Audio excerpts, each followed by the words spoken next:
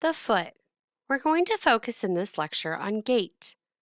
As allied healthcare providers, we must realize when considering the foot, ankle, and leg injuries that these segments are joined together to form a kinetic chain. Each movement of a body segment influences the proximal and the distal segments.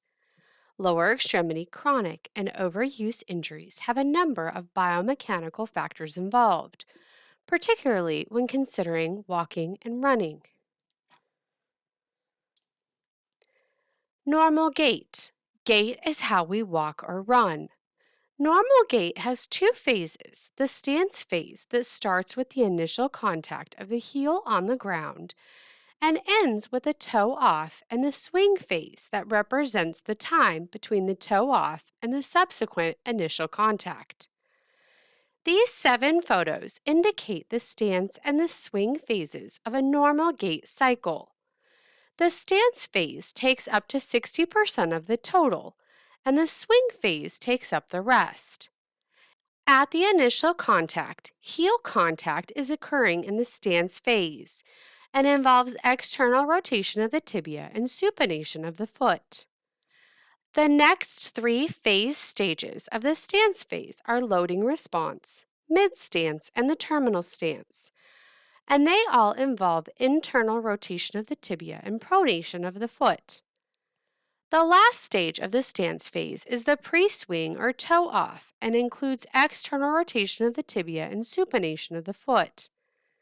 The swing phase has the following stages: initial swing, mid-swing, and terminal swing, which we'll discuss. The stance phase accounts for 60% of the gait cycle. It involves weight bearing in the closed kinetic chain, meaning the foot is in contact with the ground. There are 5 periods in the stance phase: the initial contact, where there is double limb support; load response, where there is double limb support; mid-stance, where there is single limb support; terminal stance, where there is single limb support; and a pre-swing, where we again return to double limb support. The swing phase is the period of non-weight bearing during walking or running. When assessing the stance versus the swing phase, you need to look at one leg only at a time. The swing phase has 3 periods: the initial swing, mid-swing, and the terminal swing. Running versus walking gait. Running and walking have the same components. In running gait, the loading and the mid-stance occur more rapidly, and after the toe-off period, there is no ground contact. In gait, the foot serves as a shock absorber at the heel strike and then adapts to uneven surfaces during the stance phase.